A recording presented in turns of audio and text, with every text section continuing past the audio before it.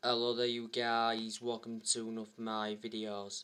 It's time for Ole Gunnar Solskjaer to go. The vast majority of Manchester United fans are demanding Ole out. Now the pressure has mounted on Solskjaer following Manchester United's 4-2 defeat to Leicester. Solskjaer did admit that he made bad decisions in Man United's 4-2 defeat to Leicester. It was the first time we lost away from home in the Premier League since January 2020. Manchester United are winless in their last 3 league games. And Manchester United have only won 2 of their last 7 games in all competitions. But despite that, The Athletic have come out and said that Solskjaer's job is safe. Despite Man United's poor form. And I've heard that Solskjaer will be allowed to spend up to 70 million in January. There again I heard Solskjaer could be stopped from spending Man United's transfer budget.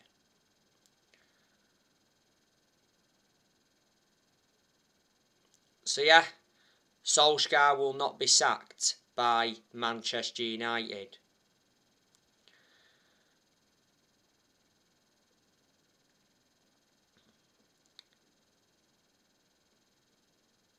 Will Solskjaer get until the end of this season? Well, I don't think he will if bad results persist. I think Solskjaer could be sacked by Christmas. Revert back to what I've said before, Solskjaer has to win a trophy at Manchester United this season. He's not yet won a trophy as Man United manager. We haven't won a trophy since 2017. That's nowhere near good enough to our standards. Earlier on this season, Solskjaer did say that we must leave a legacy of silverware.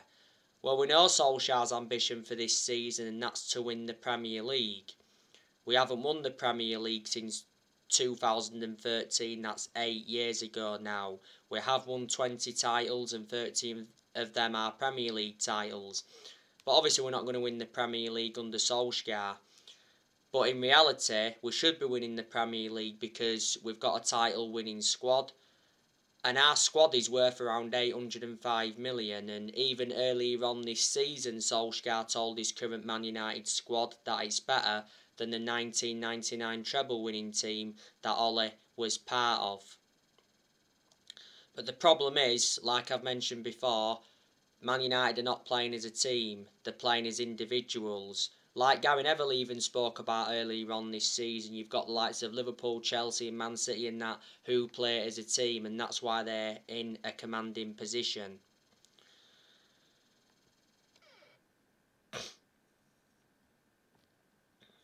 But revert back to what I've said before, Solskjaer is out of excuses. Because we've got a good squad. Plus Solskjaer received very good backing in the summer transfer window this year. You know, John Murtough backed him, Darren Fletcher backed him, Ed Woodward has backed Solskjaer, and the Glazers backed Solskjaer, but only because they'd been persuaded to. We spent around 141 million in the summer transfer window. We made 4 signings. Brought Tom Eaton in on a free from Villa, brought Sancho in from Dortmund, brought Varane in from Real Madrid, and we re-signed Cristiano Ronaldo after 12 years. Ole's enjoyed like 5 transfer windows now as permanent Man United manager. I did say at the start of this season that this season was going to be massive for Solskjaer because he's got big expectations to exceed. This season is Solskjaer's 3rd full season as Man United manager. But I just feel as though Solskjaer's in a position he shouldn't be in, and I just think the expectations are far too high for Solskjaer to exceed. I hate to say that because I adore Solskjaer, but I'm just being realistic. Solskjaer signed a new contract until 2024 with an option of a further year in the summer. We made a mistake giving him that contract because I can assure he won't see it out. Now, if Solskjaer is still Manchester United manager in December, he'll be celebrating 3 years as Manchester United manager.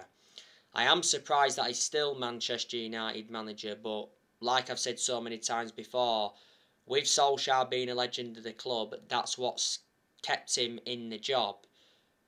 Our board have got a soft stance on Ollie. Disregarding him being a legend of the club, I can assure he wouldn't have been here by now.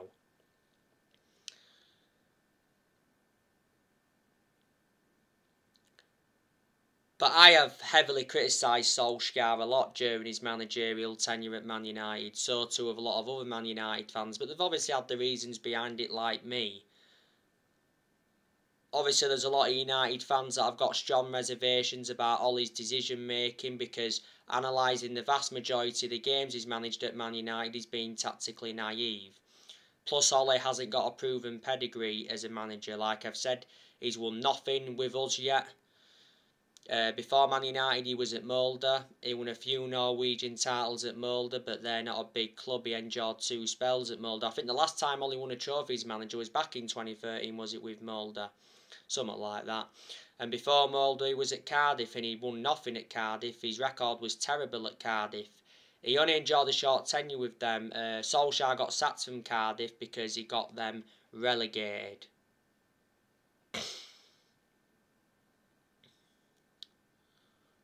And don't forget, Ollie managed the Man United reserve team for a couple of years. So he watched some of the team grow and develop.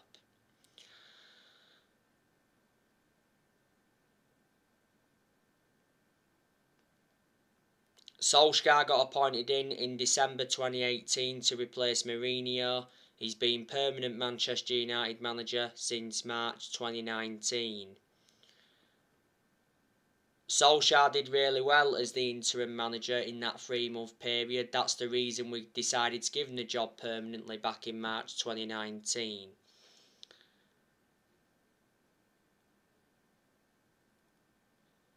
I think there's a good chance that Antonio Conte will be Manchester United's next manager to replace Solskjaer. And there's obviously been quite a lot of United fans demanding Conte in. On the other side of things, though, there's been some Man United fans demanding Zidane in. Conte is available. Conte left Inter Milan at the end of last season. Conte has got a good pedigree behind him. He won a lot of silverware in his home nation. Don't forget, at one point Conte managed Chelsea and he won the Premier League in his first season with Chelsea. Earlier on this season, it said Conte would accept the Man United job if Solskjaer was to be sacked. Earlier on this season, Conte made it clear that he wants a winning project. So, reflecting on that, he rejected Arsenal and he rejected Tottenham. Solskjaer gets sacked. He'll be the 4th permanent manager to be sacked since Ferguson. Because since Ferguson, we've sacked 3 managers. We sacked David Moyes after 10 months. We finished 7th under the Moyes era. Moyes is probably the worst manager we've ever had.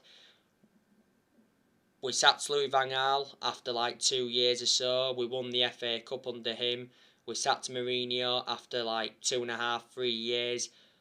Despite Mourinho winning 3 trophies in his first season, Mourinho also got us a 2nd place finish in his first season. So you can say Mourinho did enjoy 1 good season at Man United, but the reasons it didn't work out under him is because he had bad disputes with the board, bad disputes with the top players, and the board just weren't backing the signings that Mourinho wanted to recommend in.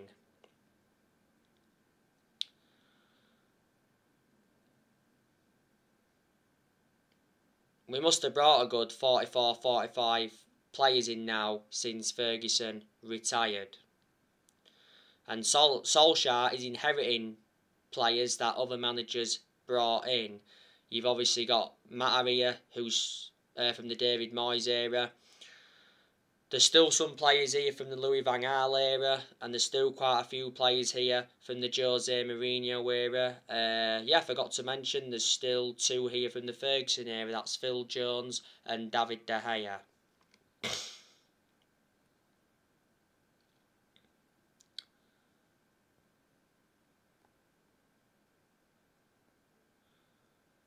You know, how is Solskjaer going to get the best out of this team?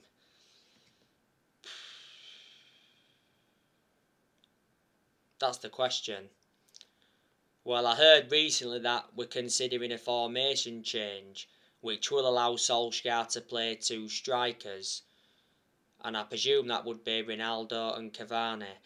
In the vast majority of the games Solskjaer's managed at Man United, he's gone with that 4-2-3-1 formation. He's gone with a 3-5-2 a few times before. He's actually gone with 3 at the back in a lot of the big games. I think he's used the 4-3-3 before as well.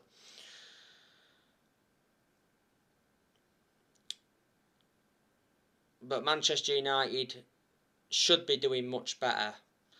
You know, we've got the best player in the world in Cristiano Ronaldo. Ronaldo recently played against Leicester. For the vast majority of that game, he was anonymous. He did have a couple of chances, produced a couple of saves from Kasper Schmeichel. I heard that Solskjaer stopped Ronaldo storming down the tunnel against Leicester. Well, he stormed down the tunnel after Man United's 1-1 draw with Everton. Because don't forget, Ronaldo was annoyed with Solskjaer after Man United's 1-1 draw with Everton. That was stemming from Gary Neville. But after that game, Solskjaer got criticised for not starting him. But despite that, Solskjaer said he had no regrets over not starting Ronaldo. Now, prior to the game against Leicester, Ronaldo informed Solskjaer that he wants to play in every single league game after he was left on the bench against Everton. Don't forget, Ronaldo won Premier League Player of the Month for September. Ronaldo has scored 5 goals in all competitions so far since he re-signed for Man United. During the international break, Ronaldo got a hat-trick for Portugal against Luxembourg.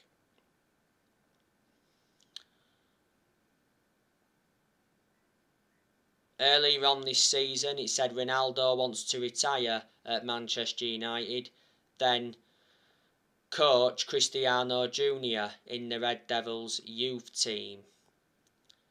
Prior to the Villa game earlier on this season, Solskjaer said he believes Ronaldo can keep playing for Man United into his 40s. Ronaldo's 36 at the moment. And Ronaldo's already hinted that he's looking to stay at Man United beyond his current contract. Ronaldo's under contract with Man United till 2023. There's an option of a further year.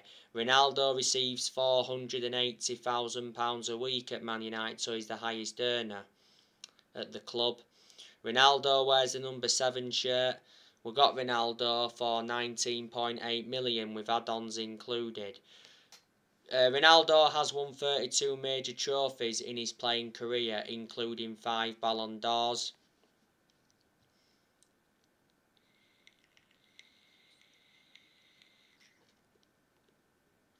Ronaldo did really well in his first spell at Man United. He won 3 Premier League titles, the Champions League, the FA Cup, 2 League Cups and the FIFA Club World Cup, and he scored 118 goals in 292 games in all competitions, and he endured 6 years in his first spell. But I think the way to get the best out of Ronaldo is change the formation. Ronaldo needs to be getting more service because he didn't get enough service against Leicester.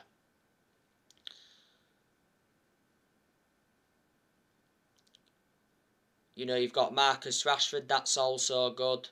You know, Rashford's still young, he's got a lot of development in him. It was good to see Marcus Rashford score on his comeback against Leicester.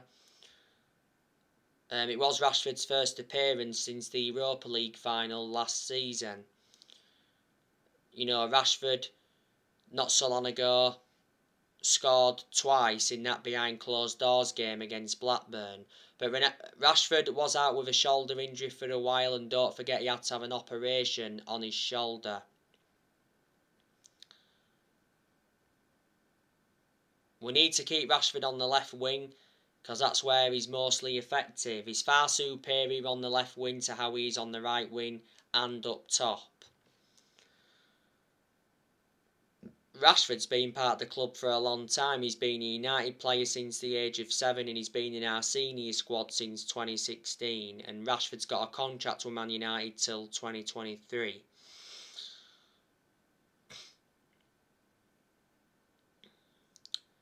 You've got Mason Greenwood, that's also very good.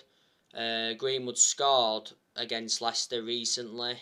What a superb goal as well that was from Mason Greenwood. Could have had more than one goal against Leicester because he had some other chances as well. I think there was a chance where he hit the post. Greenwood has scored 4 goals in the league so far this season. Greenwood plays a lot of games for Man United. Don't forget, he did go a long period without scoring a goal, but despite that he's been an absolute revelation since he broke into our senior squad. Greenwood made his senior debut for Man United back in 2019. He's been a United player since the age of 7, and last season Greenwood signed a new 4-year contract.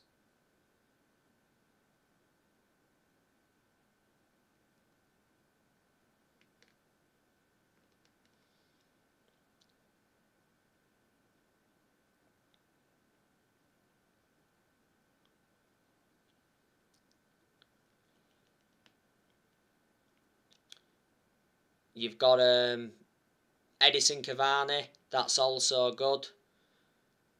Cavani's made an impact since he's come in. Cavani didn't play against Leicester recently because he was absent. Well, it was due to personal reasons. Cavani did play against Everton before the international break. Cavani will be leaving Man United next year, but I don't want him to leave. He said earlier on this season that Real Madrid want Cavani on loan in January, and I presume Barcelona will reignite their interest because Barcelona tried to get Cavani on deadline day in the summer transfer window, but Romano came out and said that Cavani would be staying at Man United and he wouldn't be leaving. So basically he poured cold water on the speculation. You've got Jadon Sancho. That is a good player, but Sancho has not enjoyed a good start to his Manchester United career.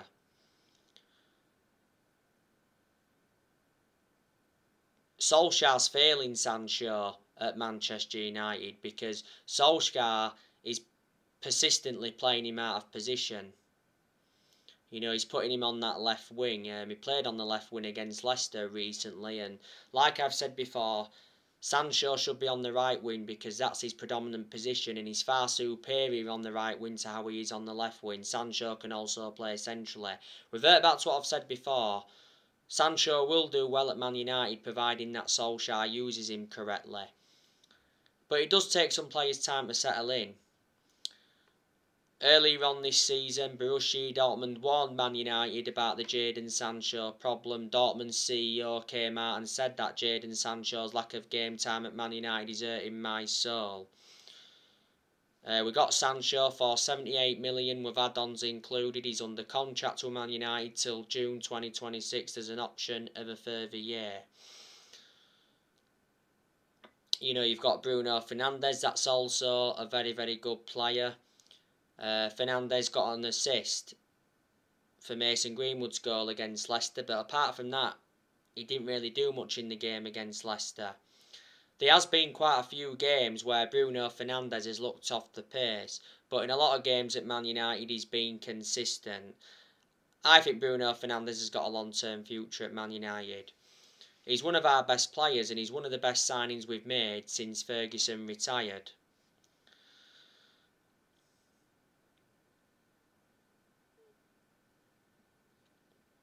Bruno Fernandez wants to stay at Manchester United. He's made that clear. Earlier on this season, it said Fernandez was close to signing a new 5-year contract with Man United worth 250 grand a week with the signing of Ronaldo. At the moment, Fernandez is under contract with Man United till 2025. There's an option of a further year.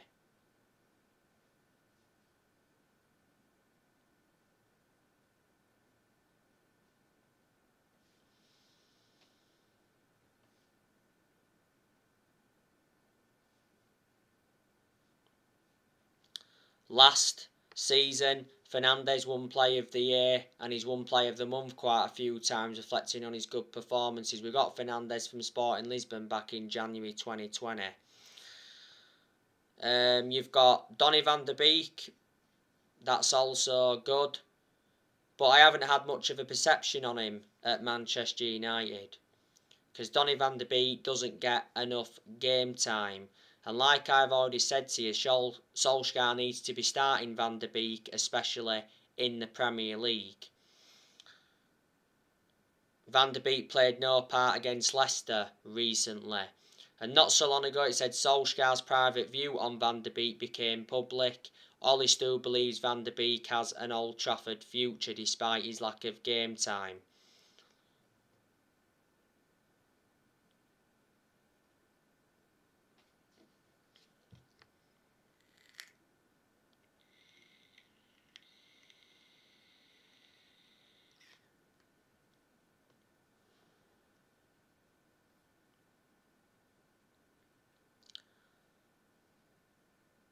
But yeah, I think Van der Beek will leave in January.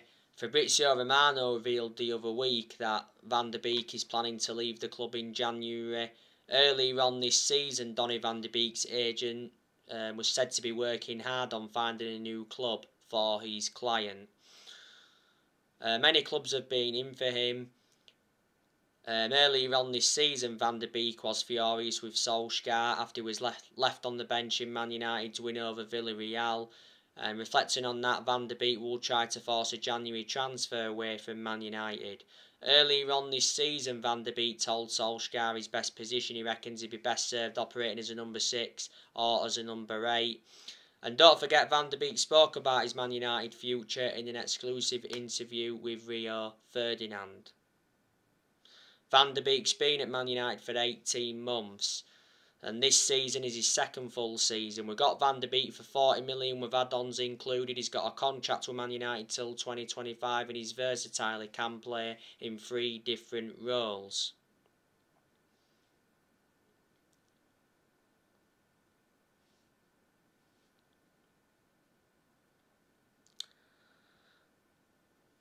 Paul Pogba, he's also very good.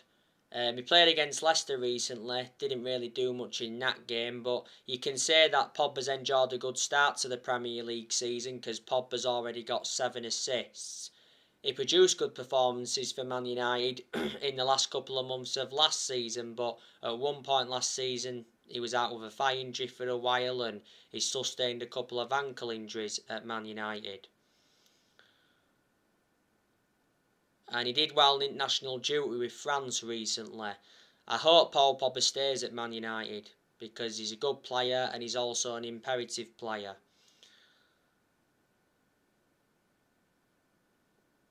Andy Mitten from The Athletic recently said that Man United have offered Paul Pogba a £400,000 a week contract to stay at Manchester United.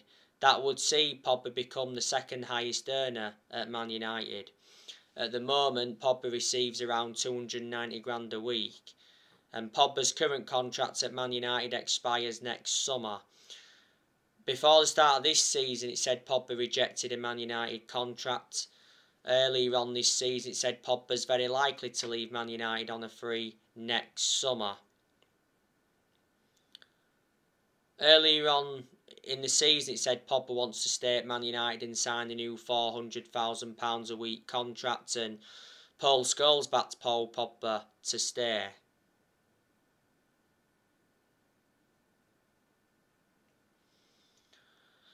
But we want Paul Pogba's future to be sorted by Christmas.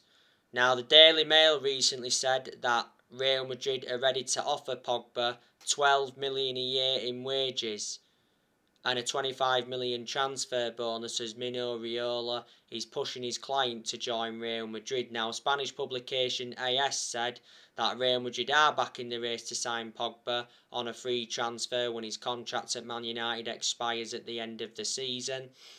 Real Madrid think Pogba could help convince Mbappe to join them next year. Real Madrid have been relentlessly linked with Pogba before, and a couple of years ago Pogba spoke about Real Madrid and his relationship with Zidane.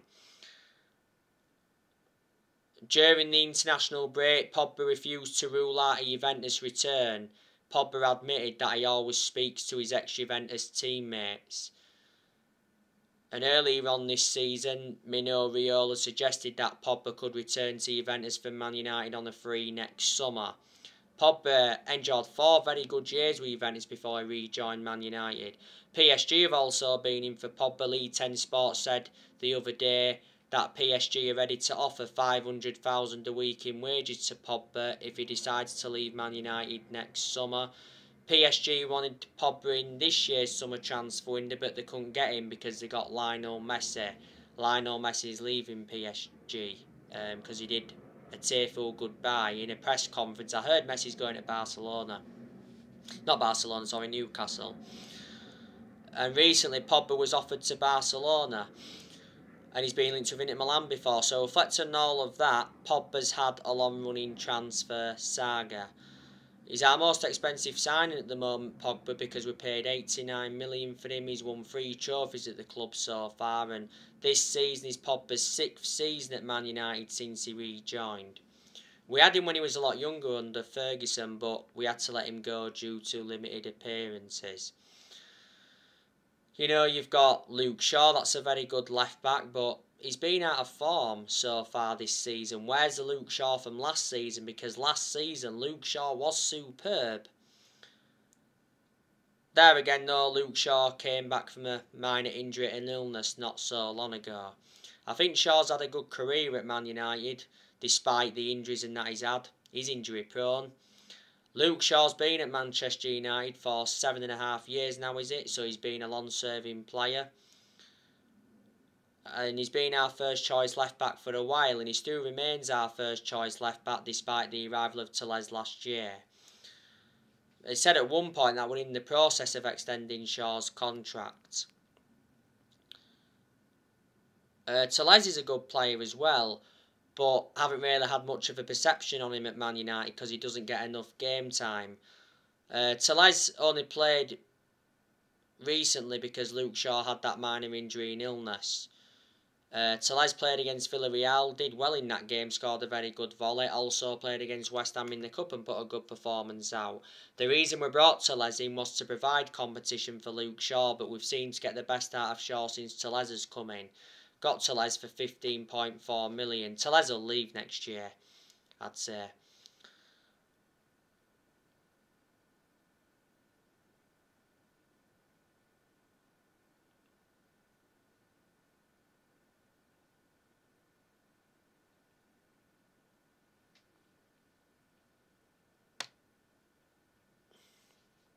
You've got Rafael Varane, that's a very good centre-half.